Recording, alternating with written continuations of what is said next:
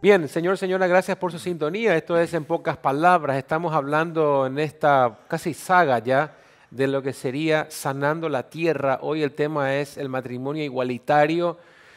Un tema candente, un tema actual, un tema que está dando mucho que hablar en los países vecinos. Usted sabe que en Estados Unidos también fue aprobado en los 50 estados en estos días el tema del matrimonio igualitario. Ya usted en cualquier estado puede casarse.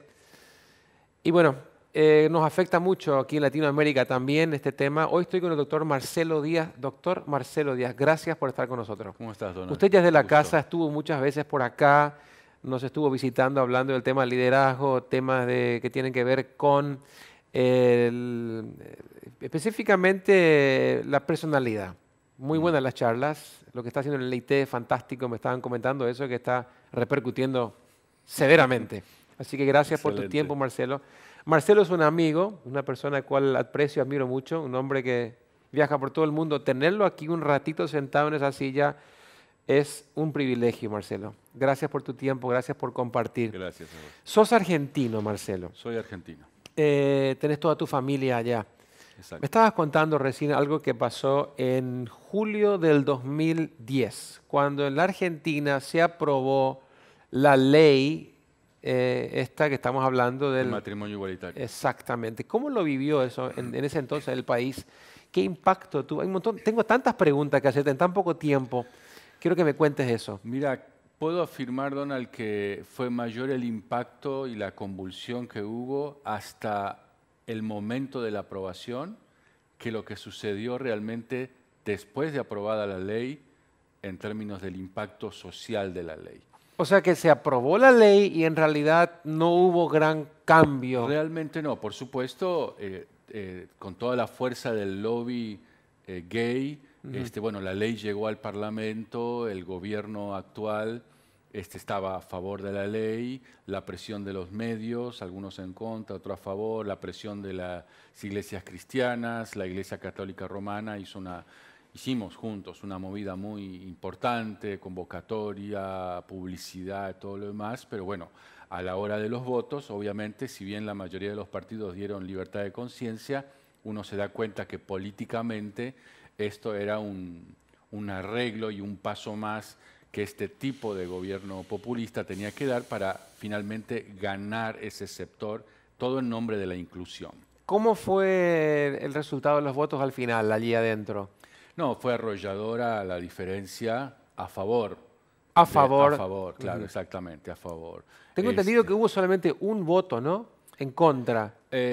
No, hubo más de un voto en contra, pero obviamente tremendamente la diferencia era más que grande, ¿no? Quizás Mm. el voto, entre comillas, más famoso fue la que era diputada nacional en ese momento, Silvia. cristiana, Mm. Cynthia Houghton. Cynthia Houghton. Cynthia Houghton. Pero hubo otros diputados que votaron en contra y hubo otro grupito que se abstuvieron directamente, ¿no? Ok. Pero la gran mayoría oficialista, más todas sus alianzas, votaron a favor. Dijiste recién que el impacto no fue grande. ¿Por qué decís eso? Como que se aprobó la ley, ok. Fue todo una congestión en los medios, fue un Exacto. ruido terrible, fue un montón de cosas, todo el mundo mirando. Se aprobó la ley y como que, ¿y ahora? Exacto. En los programas de televisión, los programas de discusión, los programas de temas políticos, se invitaban a personas representando cualquiera de las dos posiciones o tres posiciones.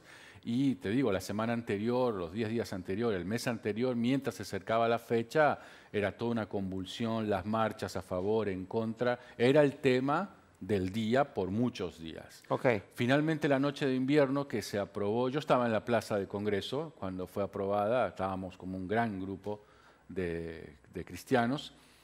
Bueno, se aprobó, sentimos el golpe de esa derrota y creo que en general el inconsciente colectivo pensaba que el otro día las oficinas oficiales, el registro civil, Explotarían. iba a estar con colas y colas de parejas homosexuales de ambos sexos buscando casarse y sin embargo no sucedió. Sí, por supuesto, comenzaron a oficializar o a legalizar su situación, pero no se vio una masa tremenda de gente y es más, ya hay divorcios de esos casamientos igualitarios. Ok. De hecho, no recuerdo los nombres, pero el matrimonio gay, los dos varones, que fueron la cara oficialista en relación al matrimonio igualitario, finalmente uno de ellos confesó hace un par de meses atrás que él no quería casarse con esa persona, pero que lo tomaron y lo convencieron con razones políticas y favores y cosas por el estilo, para que ellos dos fueran la cara visible de todo este lobby gay. Y él lo confiesa después. Lo confesó públicamente y esto hace un par de meses atrás o algo así. Wow. Así que todavía mucho más te das cuenta que el lobby gay y los que dirigen y los 2 o 3 diputados, una mujer Rashid muy conocida y todo lo demás, no hay un sustento ni siquiera en términos de su propia estructura. Ajá. Para lo que fue lo que se esperaba o lo que se suponía más que se esperaba. Claro. Iba a ser el impacto de la ley. Claro. Realmente la sociedad, por supuesto, hay más, entre comillas, apertura, uno lo ve más, entre comillas, normal. Se lo ve casi normal. En todos los programas de televisión ves la familia típica, el novio y... Exactamente. Hay varios jueces de paz u oficiales de registro civil que se han visto en problemas por razones de conciencia al tener que oficiar un casamiento Me contaste un homosexual. caso de estos días que me quedé pensando en este caso de estos 2 jueces, creo que, en caso del abuso. Contame ese caso porque me quedó... Fue terrible. ¿Pasó estos días eso? Pasó estos días. Un niño de 6 años es violado abusado por una persona, un hombre, persona mayor. Este hombre cae preso y en el proceso judicial 2 de los 3 jueces liberan Al violador. Al abusador, exactamente, al violador. Y lo increíble es que parte de la justificación del fallo era que según estos 2 jueces, ciertos análisis psicológicos y toda esta historia, en el niño de 6 años, demostraba, según ellos, que el niño tenía tendencias homosexuales. Es increíble. Yo no puedo creer lo que me estás diciendo. Terrible, terrible. Todos nos quedamos... Esto pudiéramos hablar de las implicancias que trae esta ley, entonces. Exactamente, exactamente. Y sobre todo es la ley en relación a la cuestión homosexual, pero también es este cambio de la ley en términos de no cargar toda la culpa frente o sobre el delincuente, no estigmatizarlo. Buscar que si a vos te robaron, ibas por la calle y vino alguien y te robó la billetera o el celular de un manotazo, también es culpa tuya por estar caminando en la calle con el celular. Ah, yo soy el culpable ahora. Claro, hay un porcentaje de culpa. Entonces estos 2 jueces, esa es una filosofía del derecho penal, es una visión del derecho penal que encabeza principalmente el famoso juez Zaffaroni en Argentina, provocó o respaldó esta decisión de los jueces. Ahora, el impacto de esta decisión fue tremendo. ¿Por qué? Porque el gran porcentaje del Poder Judicial se le puso en contra a estos jueces, de tal forma que ellos corrieron el riesgo de ser enjuiciados. Políticamente, ¿no? Exacto, en el Colegio de la Magistratura, justamente por un fallo como ese. Fue tal la presión que ellos, para que no fueran enjuiciados y echados, y por lo tanto perder todos los beneficios, por supuesto incluyendo los económicos, renunciaron los 2 como jueces, y las 2 universidades donde ellos daban clase los echaron de sus aulas. Wow. Entonces ahí te das cuenta una cosa más. Ahí te das cuenta que aún con la ley, aún con cierto... Hay un poco de conciencia todavía. Exacto, exacto, ahí va. Aún con la ley, aún con una visión, entre comillas, un tanto más progre, ¿no es cierto? Claro. Que las parejas se los ven en los bares, en el cine, en la calle, como que debería ser más normal. Hay una conciencia todavía en la población de que esto no está bien, de que no es normal. ¿Cómo puede ser que vos llegues a considerar la idea de que un niño de 6 años tiene tendencia homosexual, cuando para él la relación sexual o el abuso o lo que haya sido que sucedió es una cuestión de abuso, no tiene idea de lo sexual? Bueno, yo creo que el fallo de estos 2 jueces quizás se debe al hecho de estar plenamente convencido, le han vendido la idea entonces de que yo no puedo elegir mi orientación sexual, que yo nací así. Sería lo que se conoce en inglés como el SSA, ¿no? Exactamente. El Same Sex Attraction. O sea, vos naciste así, por atracción hacia el sexo opuesto, vos no podés evitar esto, así que largate con todo. Marcelo, vos entendés mucho de esto, estudiaste mucho, leíste mucho, me interesa mucho tu opinión. Esa es la idea que nos están queriendo vender. Bueno, El otro día, te comento, Exacto. el otro día estuve en un programa de televisión aquí y en una comunicación telefónica con un activista de una de estas organizaciones y empezó a hablar de lo más bien diciendo, bueno, mira, en realidad uno nació así, ¿qué le vas a hacer? No podemos evitar eso. No, le dije, le paré el carro, ahí le dije, dame una evidencia, le dije. Y él, no, porque hay estudios científicos, que demuestran, bueno, dame una evidencia científica. Y lo apretamos tanto que al final cortó. Exacto. Marcelo, vos que estudiaste, vos que leíste, ¿cómo se origina esto? No, la cuestión es muy clara y esta anécdota tuya lo reconfirma. No hay, y lo quiero decir específicamente, claramente, no hay ninguna evidencia científica. O sea, genética no existe. Biológica, genética, de que diga que una parte del cerebro o no sé qué cosa, una molécula o algo del ADN o no sé qué, porque no soy médico,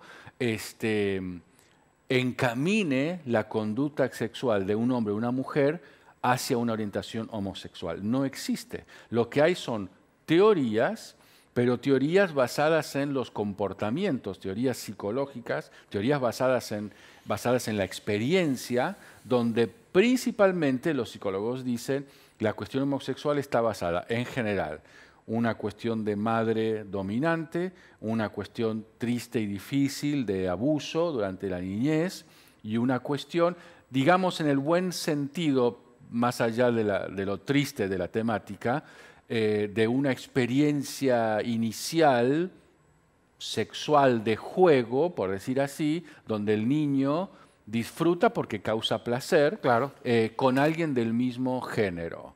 Digamos que sería lo casi más aproximado a eso que lobby gay quiere demostrar. Pero lo cierto es que no hay evidencia científica. Y la idea es, hay estudios, a vos te pasó, cuando vos preguntás, decime el estudio, decime la evidencia, decime el centro de investigación que sacó esta conclusión, no existe, porque no lo hay. No hay ninguna cosa que nosotros...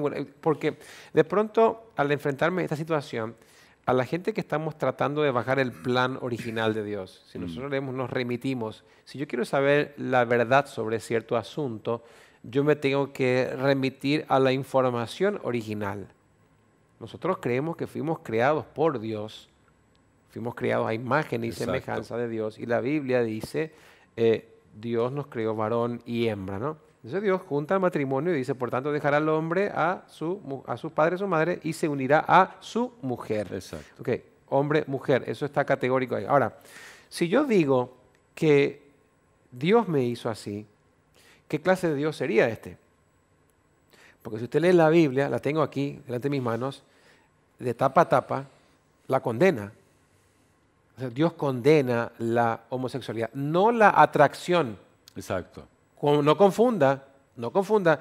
Entonces, cuando hablamos de esto, se nos tilda de homofóbico. No, nadie está en contra del homosexual. Dios ama al homosexual, pero reprueba su homosexualidad. Exacto. Diferencie la persona de la conducta.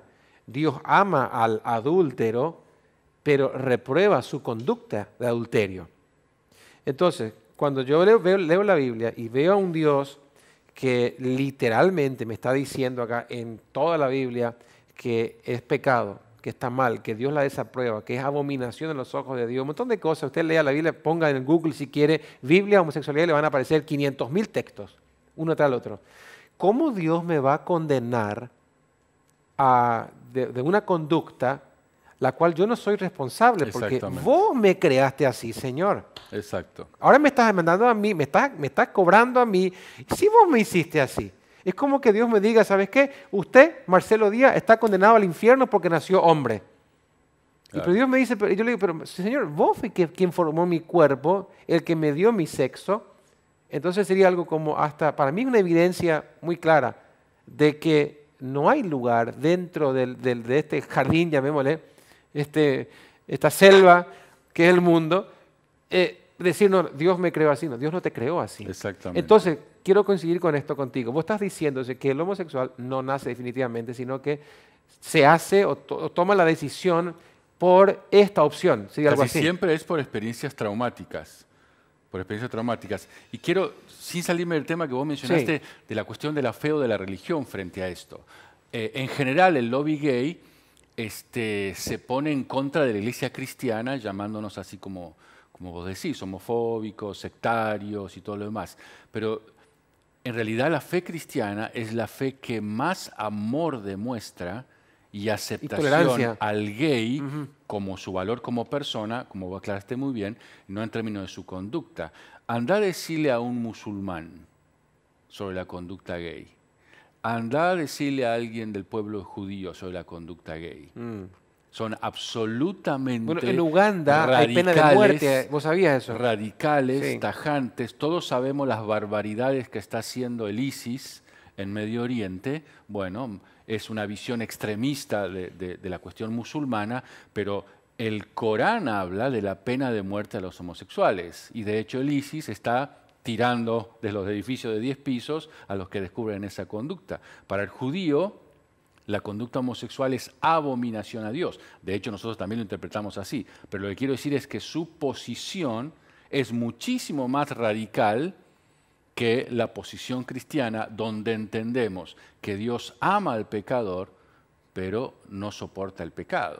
Entonces, los que hacen el gay lobby deberían entender que la iglesia cristiana lo que está haciendo es dándoles la posibilidad de encontrarse con el amor de Dios, de enderezar lo torcido y de retomar su verdadera condición e identidad hombre-mujer, sin el juicio, sin condenarlos ya, cosa que sí hacen otras confesiones. Yo creo que eso que estás diciendo es muy interesante porque de pronto como cristianos quizás a veces no estamos preparados para enfrentar esta situación y no sabemos cómo tratar con esto. Claro. Entonces, cuando aparece una persona diferente a lo que yo soy, ya sea o de otra cultura, o lo que tiendo a de alguna manera cerrar las puertas, ¿no? Exactamente. No te conozco, no estoy de acuerdo con tu ideología, la cierro. Pero a mí me llama la atención, Jesús se encuentra frente a gente que la sociedad los estaba apedreando y decía, para un poquitito. Cuando la mujer adúltera levanta la cabeza, después que todos se fueron, nadie te condenó, y él le dice, no, ni yo tampoco. Ahora, vete y no peques más, le dice.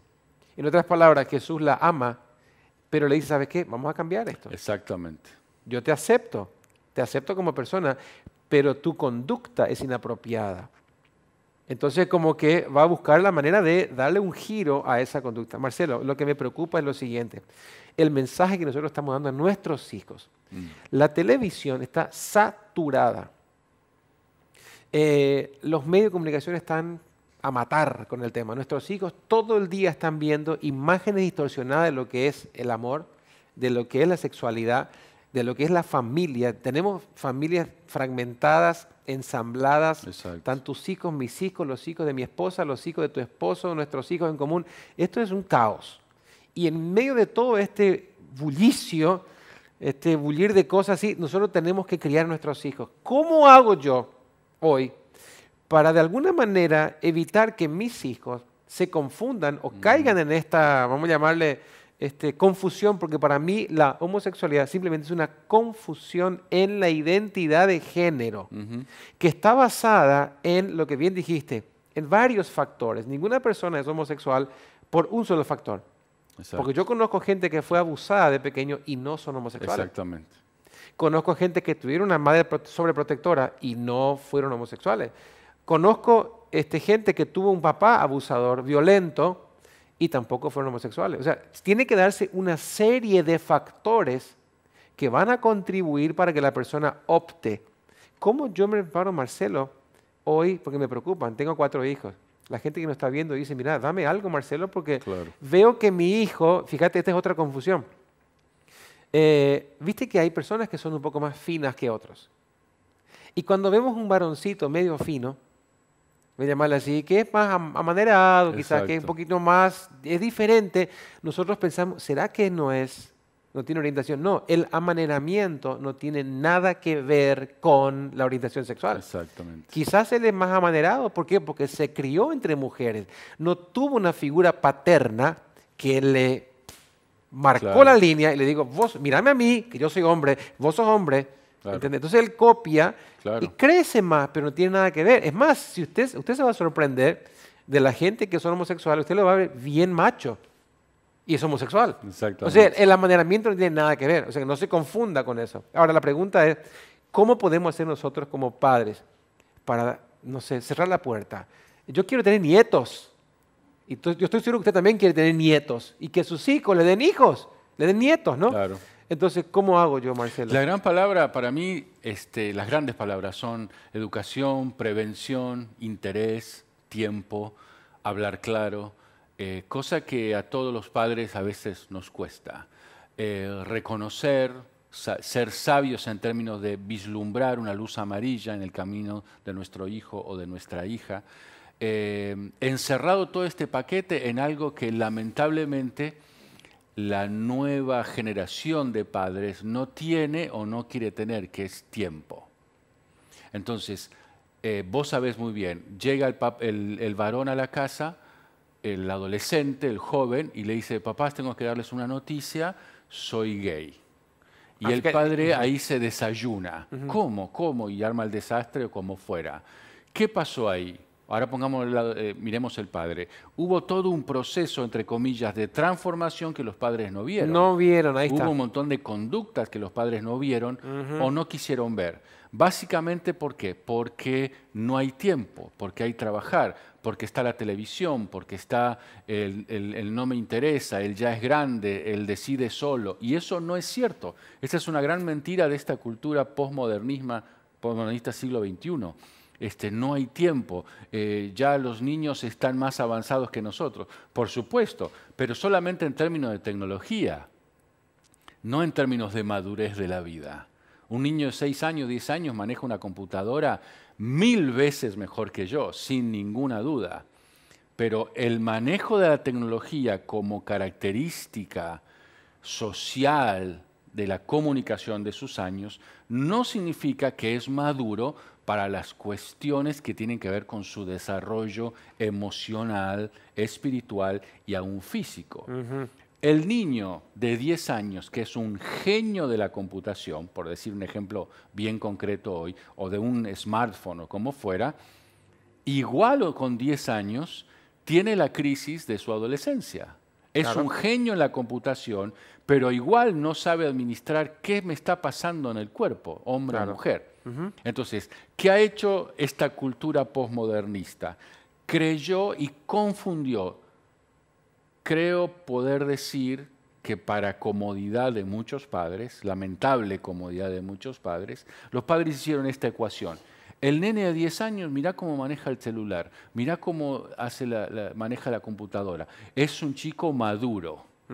Y compró la idea de que la madurez, porque está en la edad, está en la era de las comunicaciones al nivel que se manejan hoy, han confundido la madurez de su relación con la comunicación como si fuera la misma madurez en términos de su experiencia de vida.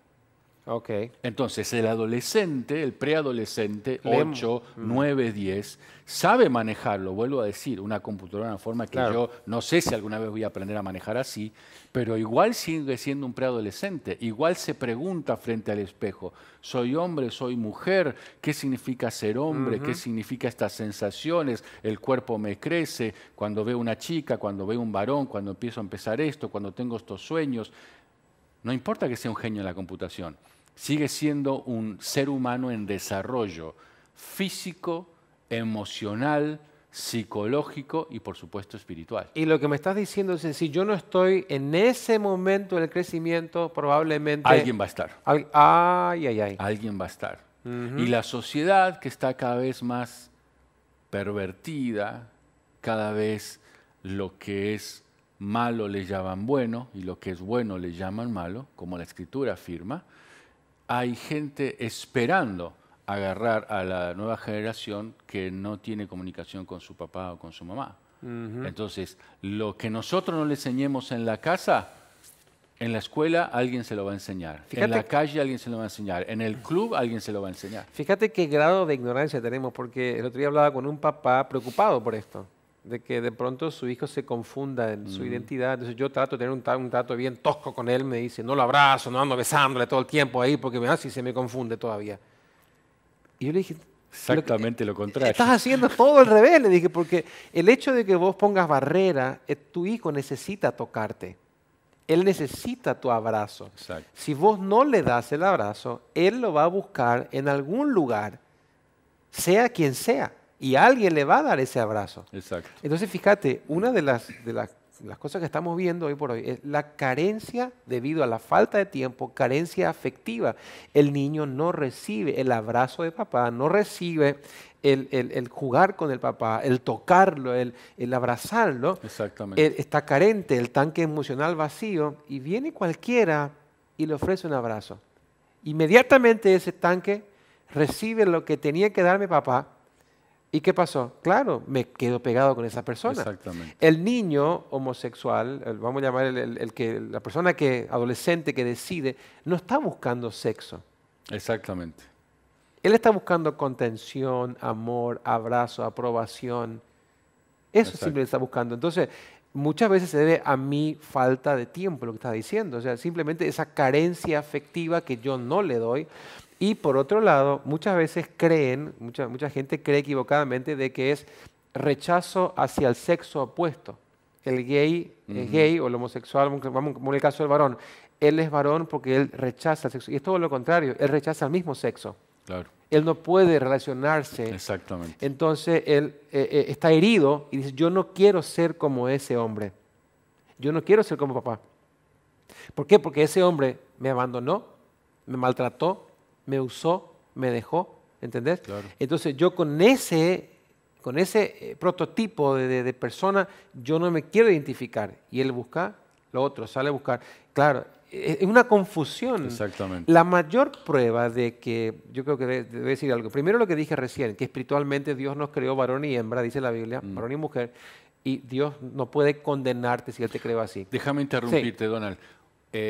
Así como no hay argumento científico que pruebe la homosexualidad, una pregunta que los homosexuales o los líderes del lobby gay no pueden responder es respecto del cuerpo del homosexual.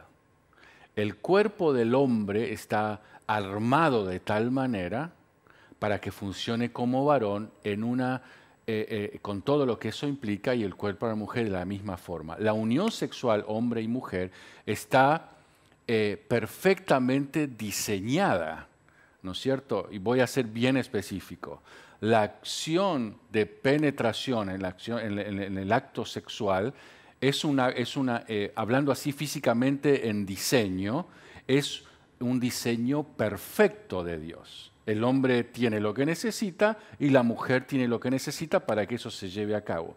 En la conducta homosexual, ese diseño perfecto no existe.